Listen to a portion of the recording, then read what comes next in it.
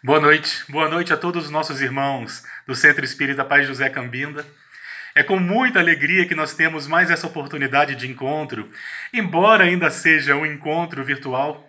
Eu tenho certeza que todos nós estaremos unidos através dos nossos corações, através dos nossos sentimentos. E tenho certeza também que muito em breve todos nós poderemos voltar aos nossos encontros, nas atividades da nossa seara espírita, nas nossas reuniões, nossas reuniões presenciais. Começamos o nosso estudo agradecendo a Jesus por essa oportunidade e principalmente pela oportunidade de nós podermos estudar os evangelhos de Jesus à luz da doutrina espírita. Pedimos aos amigos espirituais que possam nos auxiliar nesses instantes, iluminando nossos lares, iluminando nossos pensamentos, iluminando também aqueles que não puderam estar conosco nesses instantes, que de alguma forma possam sentir também a divina presença como nós a sentimos.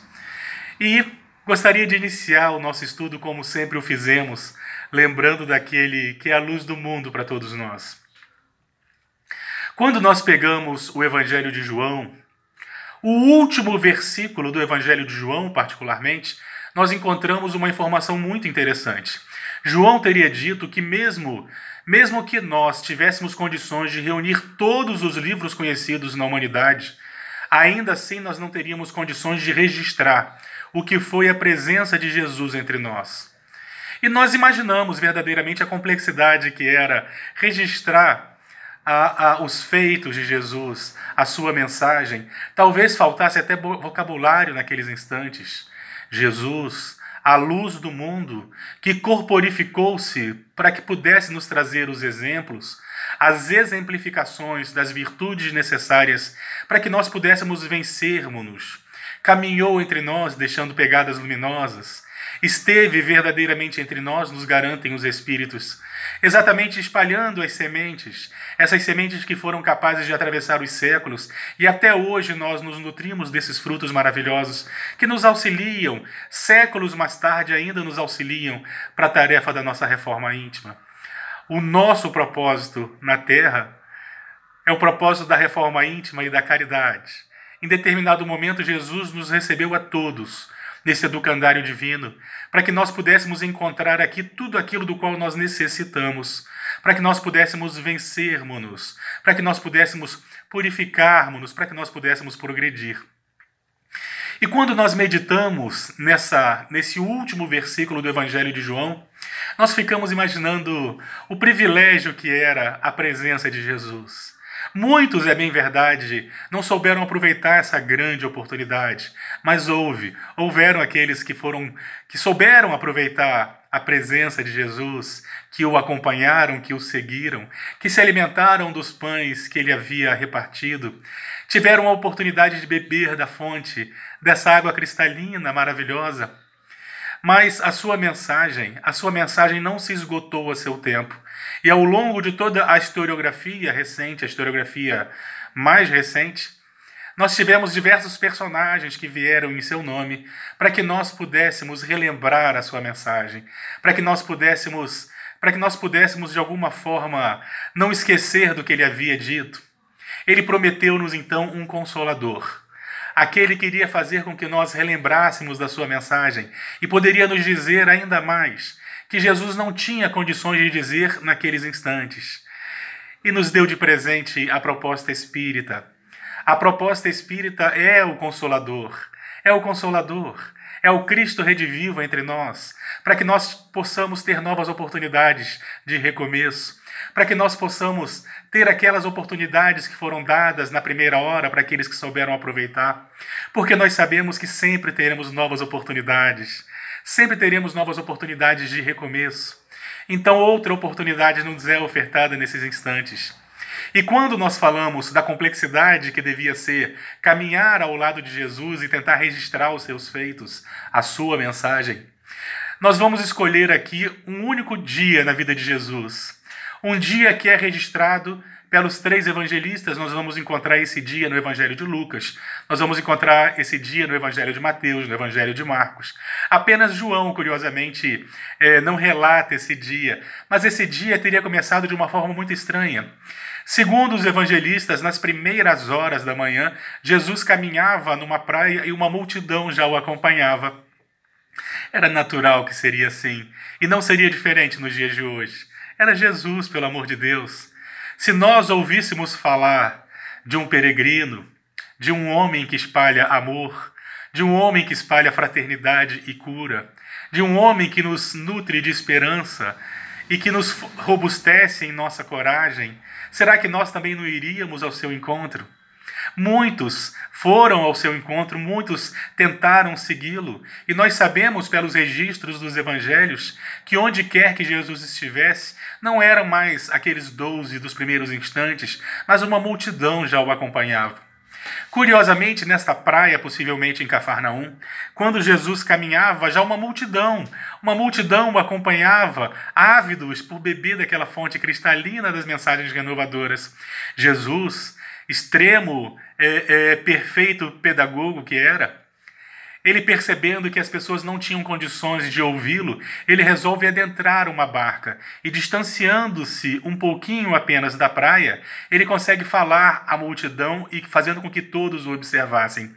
E ele teria derramado ali os seus poemas da Boa Nova, mas principalmente uma parábola que todos nós conhecemos, a parábola do semeador, teria sido nessa ocasião que ele teria então ensinado para todos aqueles que o ouviam, e temos certeza que muitos, a maioria o compreendeu, porque de todas as parábolas existentes nos evangelhos, essa é a única parábola que Jesus cita e ele mesmo explica. Então ele explica o que representam cada personagem, e muitas horas se passam enquanto Jesus derramava esses conhecimentos da Boa Nova, para que todos que estavam ali assistindo pudessem ter recursos na busca da sua felicidade. Quando, num determinado momento, ele teria pedido aos seus discípulos que já era hora, que era necessário que eles se afastassem dali, porque mesmo quando nós estamos falando de conhecimento, existe um determinado momento que chega. Existe um determinado momento, uma quantidade que é suficiente, Jesus, o divino pedagogo. Ele compreendia que não adiantava mais, naqueles instantes, continuar derramando conhecimento. Então ele pede aos seus discípulos para que cruzem o lago. Segundo os evangelistas, quando eles se distanciam da praia, a multidão estava tão feliz, mas tão feliz, que alguns tentaram segui-los em suas próprias embarcações. Quando eles chegam mais ou menos no centro, mais ou menos no meio do lago, de repente acontece um fenômeno climático que nós imaginamos que não deva ser um fenômeno muito comum. Segundo estudos que nós já fizemos, nós sabemos que até existem determinados períodos do ano em que tempestades verdadeiramente acontecem, e de repente, segundo a narrativa dos evangelhos, Jesus estaria deitado à popa da embarcação. Um dos evangelistas vai registrar, inclusive, que Jesus estaria deitado sobre uma almofada. Quando, de repente, as ondas começam a crescer, o mar começa a se agitar, forma-se uma tempestade com ventos ululantes, com ventos fortes que ameaçavam verdadeiramente a embarcação, a ponto dos discípulos de Jesus, que eram todos pescadores, a maioria deles eram pescadores, a ponto deles temerem que a embarcação fosse a pique, que o barco afundasse, naufragasse. E eles então se veem tão desesperados que eles resolvem acordar Jesus. Jesus então levanta-se e ordena a tempestade, ordena que os ventos cessem, que o mar se acalme.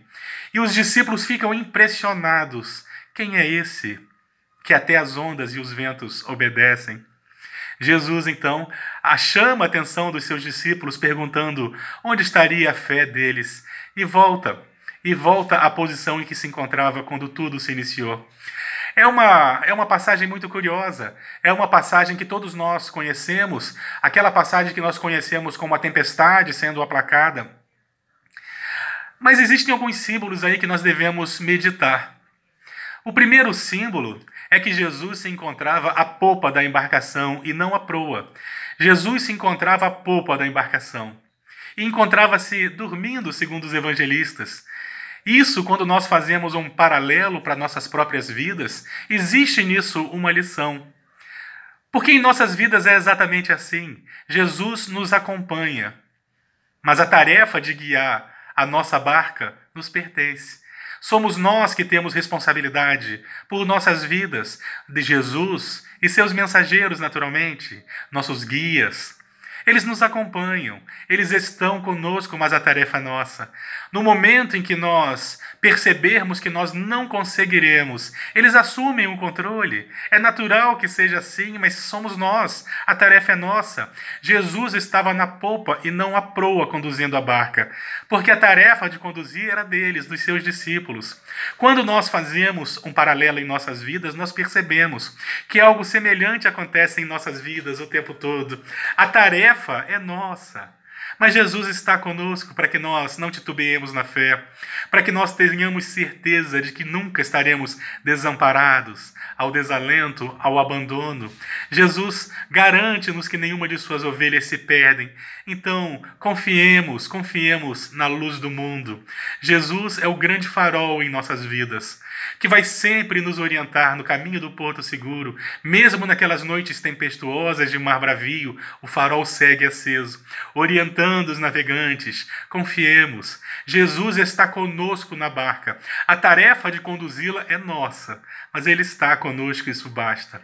Isso é o suficiente. E quando nós continuamos a narrativa dos evangelhos, curiosamente, ele mais uma vez aporta numa praia do lago. Ou seja, nas primeiras horas daquele dia, ele estava numa praia, ensinando a multidão por muitas horas. Logo em seguida, eles atravessam o lago e Jesus aplaca uma tempestade. Logo no instante seguinte, eles estavam novamente em outra praia. Agora eles não estavam em terras da Judéia. Ele estava em terras gregas, eles estavam chegando em Decápolis. Eram terras gregas sob domínio de Roma. E eles param numa praia. Segundo alguns evangelhos, eles vão dizer que chamava-se Gadara. Outros vão dizer que chamava Gerasa, outro Gergesa. Na verdade, é que nós vamos elucidar melhor essa questão mais para frente um pouco. Mas Jesus então teria aportado nessa praia. E tão logo ele coloca os pés na areia, vai em sua direção um louco, um endemoniado, um homem gritando, que apresentava-se nu. A história desse homem que será narrada pelos moradores do local era de loucura e possessão demoníaca.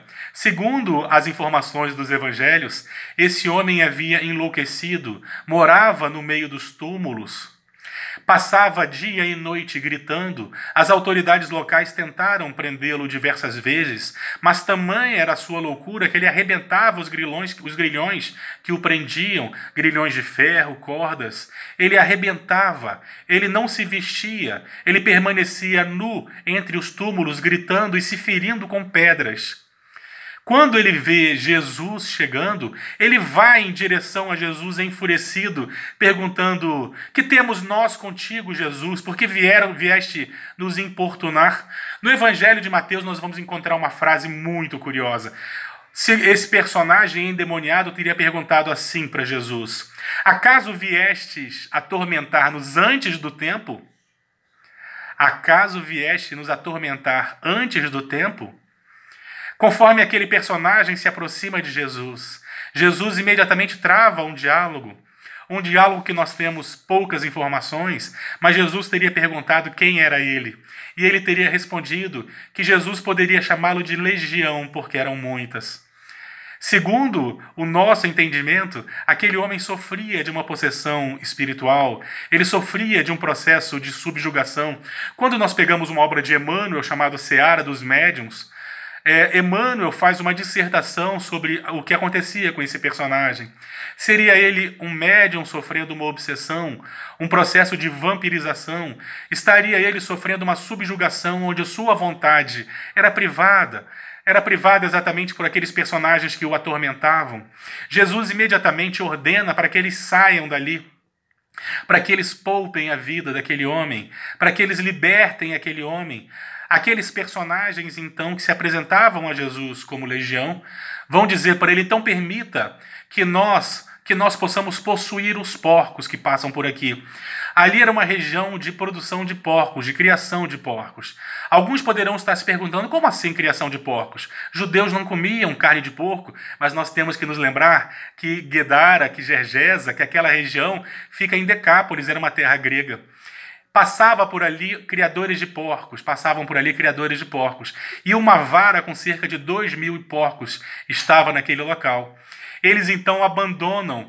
Curiosamente, quando eles pedem a Jesus que eles pudessem, ao sair dali, possuir os porcos, Jesus teria dito, ide. E nós vamos encontrar essa afirmativa de Jesus também nos 3 evangelhos, e que vai merecer discussão de nossa parte. Eles então abandonam o pobre coitado, estimulam a vara de porcos a se jogarem de um precipício, e todos os porcos morrem. Os donos, os porqueiros, os donos daqueles porcos, vendo o ocorrido, eles correm, chamando as autoridades da cidade. Eles correm para o centro da cidade. Chamam as autoridades para se queixar de Jesus. Quando as autoridades chegam ao local, todos ficam surpresos, porque aquele homem, cujo nome não foi citado, que era conhecido simplesmente por ser um endemoniado, que era visto gritando, nu, se mutilando, agredindo, que as autoridades não conseguiam contê-lo, quando eles chegam no local, eles encontram aquele homem equilibrado, vestido, sentado. Eles se aproximam e perguntam o que aconteceu. Ele narra para as autoridades que ele havia sido curado por Jesus. As autoridades vão ao encontro de Jesus e pedem que ele saia de lá, exatamente porque ele havia causado algum prejuízo financeiro aos porqueiros. Jesus então sai da praia.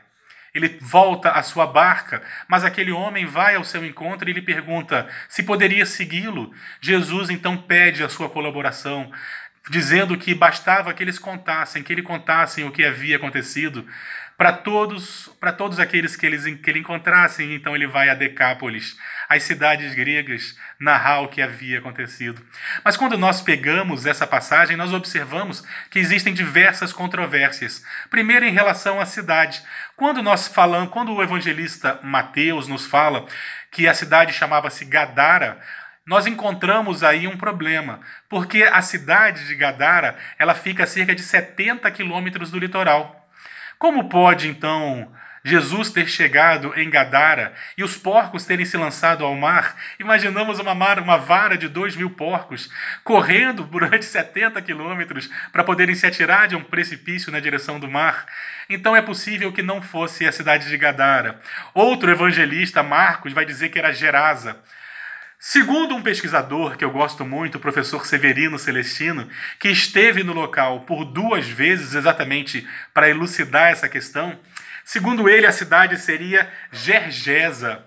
Mas por que os evangelistas chamaram de Guedara ou Gerasa? Segundo o professor Severino Celestino, não existe nisso um erro. É como nós falarmos que alguém foi a São Paulo, mas não necessariamente a capital de São Paulo, foi a Campinas, por exemplo, ou foi a Ubatuba, no litoral. Estão todas na grande São Paulo, essas cidades. Não estão fora de São Paulo, mas ninguém esteve na capital. Segundo ele, quando nós falamos de Gadara, essa região de Gergesa, ela seria pertencente à região de Gadara. Então não está errado falar que Jesus chegou em Gadara e que aquele personagem era um gadareno. Não está errado. E lá em Gergesa, o Severino Celestino encontrou exatamente todas aquelas paisagens narradas nos evangelhos. Ele encontra, inclusive, achados arqueológicos indicando que existiu ali uma sinagoga. Ele encontra túmulos, ele encontra diversas relíquias, diversos achados que mostram que realmente existia uma população ali. Outros documentos mostram que ali existiam verdadeiramente criadores de porcos. Então parece que o professor Severino Celestino ele consegue elucidar essa questão. Não está errado dizer que era um gadareno e que era a cidade de Gadara. Outra curiosidade é exatamente no momento em que Jesus liberta aquele pobre obsidiado da investida espiritual que ele recebia daqueles que se apresentavam como legião. Curiosamente, eles assustam uma vara de porcos. Eles assustam uma vara de porcos e aqueles porcos, então, se atiram no mar. Isso também é algo muito curioso, muito interessante, quando nós pegamos o livro Missionários da Luz.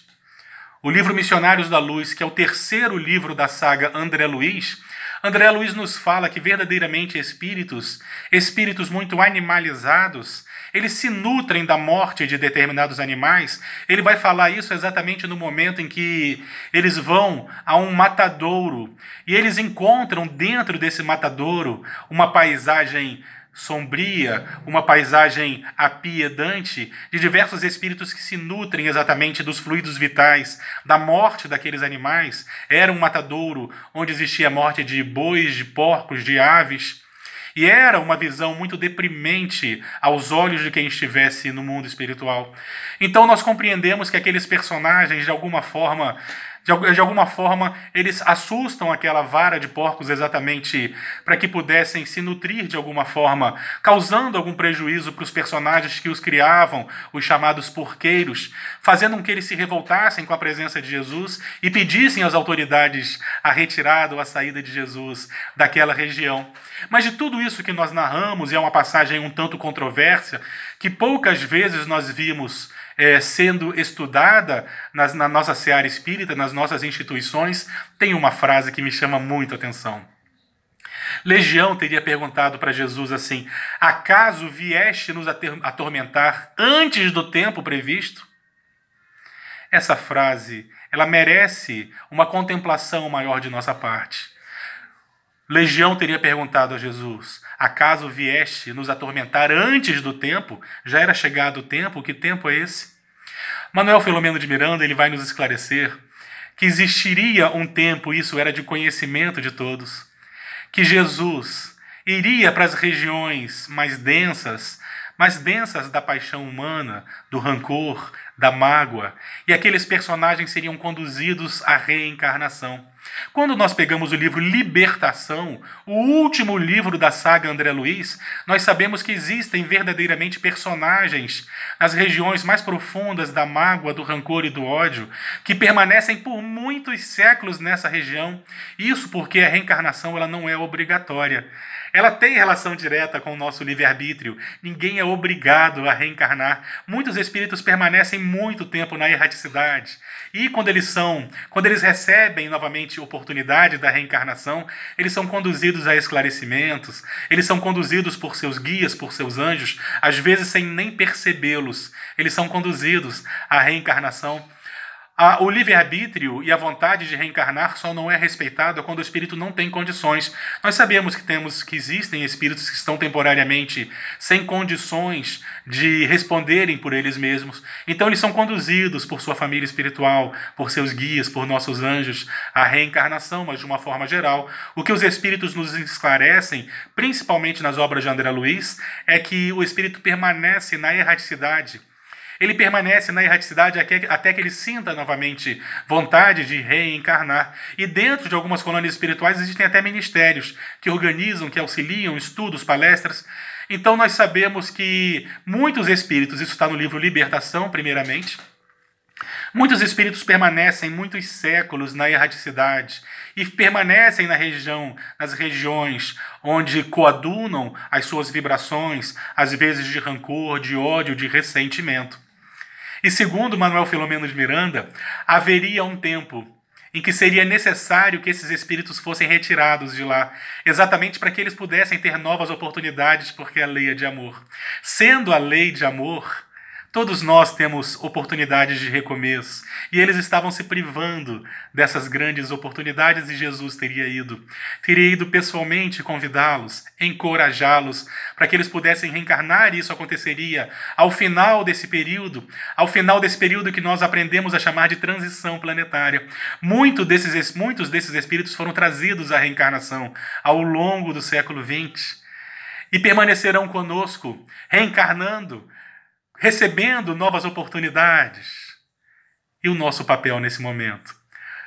Não estamos reencarnados nesse momento à toa. Não estamos reencarnados nesse momento ao acaso. Existe um motivo para nós estarmos reencarnados também nesse momento. É que Jesus conta conosco. Sabemos que esses irmãos foram trazidos para reencarnar entre nós, supondo que não sejamos nós mesmos. Esses irmãos foram trazidos e nós observamos, percebemos a presença. Quando nós começamos a perceber, por exemplo, que em determinado momento do século XX, que foi todo ele em todo o globo, todo ele recheado de muitas guerras, nós começamos a ver diversos conceitos que já haviam sido vencidos na humanidade. Esses conceitos começam a ser novamente alimentados. As pessoas começam a tentar novamente alimentar conceitos de racismo. As pessoas começam a alimentar conceitos discriminatórios, conceitos de que existem seres humanos superiores aos outros, de que a economia é mais importante do que vidas humanas, que nós temos o direito de matar se for, por exemplo, ou de deixar morrer, se for, por exemplo, para manter os privilégios de alguns. Nós começamos a ver conceitos de eugenia, diversos conceitos que nós já havíamos vencido, que nós tínhamos certeza de que estavam superados, e de repente as pessoas começam a ponderar novamente, as pessoas começam a naturalizar, por exemplo, as questões ambientais. Eu lembro que a primeira vez que eu vi o mundo se reunir com muita seriedade para discutir sobre as questões ambientais foi no ano de 1992, no Rio de Janeiro, na chamada Eco 92. Eu era criança, mas eu participei, porque as escolas foram convocadas. E eu lembro que a partir desse momento começamos a discutir tudo isso e de repente nós vemos tudo sendo novamente ignorado. Nós começamos a ver que agora as pessoas começam a se preocupar com o bem-estar da mulher, com os diversos tipos de violência ao qual ela se submete. Ao lado dessa preocupação, nós vemos pessoas chamando isso de vitimização, dizendo que isso não existe. Ao lado, então, de um grande progresso, nós percebemos realmente a personagens que permanecem no atraso. Nós começamos a perceber a escalada da violência, a naturalização da violência para todos os lados. Algumas cidades do nosso país façam que nós temamos ir às ruas em determinados horários, que nós temamos pegar um transporte público, que nós temamos sair de casa. Nós estamos andando num momento, nós estamos vivendo realmente momentos muito difíceis, como era previsto que fosse. A pergunta que nós temos que nos fazer o tempo todo é: o que Jesus espera de nós? O que Jesus espera de nós? Eu narrei aqui hoje 3 passagens apenas, que foi um dia na vida de Jesus. Após esse encontro com o gadareno, ele vai socorrer a filha de Jairo, ainda segundo os evangelistas, ainda no mesmo dia. E no trajeto, ele ainda encontra com uma mulher hemorrágica. Tudo isso é narrado no mesmo dia, no único dia na vida de Jesus. Nós não temos certeza se foi exatamente no mesmo dia, mas foi com certeza em sequência, como está na narrativa dos evangelhos. Meus irmãos, o que Jesus espera de nós? Se nesse mundo em que as pessoas começam a alimentar conceitos ultrapassados, sejamos nós a contramão, sejamos nós, enquanto as pessoas falam que é natural que haja violência, sejamos nós a falarmos pela outra face. Por mais que muitos não compreendam, insistamos, perseveremos naquilo que nós acreditamos. Enquanto as pessoas armam-se, sejamos nós a permanecermos desarmados em todos os sentidos. Nas nossas palavras, por exemplo. Porque uma das formas de nós armarmos-nos é através das nossas palavras. Que nós possamos fazer a diferença nesse momento, porque Jesus conta conosco. Porque não existe acaso quando nós falamos de reencarnação. Nós estamos no local certo, em tempo certo, onde nós deveríamos estar. A pergunta que nós devemos fazer é: o que Jesus espera de nós? Jesus conta conosco naturalmente, para que nós possamos insistir na sua mensagem. Por mais que nós olhemos à nossa volta e nós percebamos o quanto que as pessoas estão se matando, preocupadas, ansiosas, desesperadas, vamos levar alegria e esperança. Vamos insistir na mensagem do amor, do bem, da paz, da fraternidade e a certeza de que tudo isso vai passar. Mas, Guilherme, você não trouxe nada de positivo em tudo isso que você falou. Ah, meus irmãos, trouxe sim. Observemos à nossa volta as crianças, por exemplo. Segundo Manuel Filomeno de Miranda, segundo todos os espíritos, sem exceção, desde Allan Kardec no século XIX, os espíritos afirmam que nesse momento tão difícil para a humanidade, reencarnariam entre nós espíritos superiores, exatamente para nos auxiliar, para que nós não venhamos a tropeçar, para que nós não venhamos a tombar. Nesse momento onde nós reencarnaremos algumas vezes, nos ensina Dr. Bezerra de Menezes, nesse momento persistamos nas tarefas da caridade, nas tarefas da reforma íntima, por mais que as pessoas nos desaconselhem, nos desanimem, não vamos nos abalar, vamos amar cada vez mais e vencermos-nos. Esse é o nosso propósito na face da Terra. O mundo passa pela transição, mas nós sabemos que algumas regiões sofrem, são mais abatidas do que outras, e é natural que a pátria do Evangelho não fosse diferente. Que a paz de Jesus permaneça entre nós.